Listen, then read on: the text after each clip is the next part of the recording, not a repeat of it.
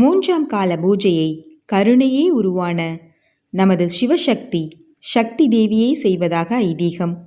மகா சிவராத்திரியின் உச்சக்கட்ட வழிபாட்டு நேரம் இது.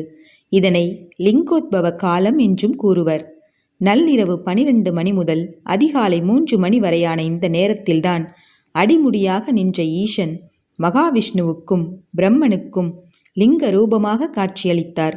மகா சிவராத்திரி விரதமிருப்பவர்கள் லிங்கோத்பவ காலத்தில் இறைவனுக்கு நெய் பூசி வெந்நீரால் அபிஷேகம் செய்து கம்பளி ஆடை அணிவித்து மலர்களினால் அலங்கரிக்க வேண்டும்.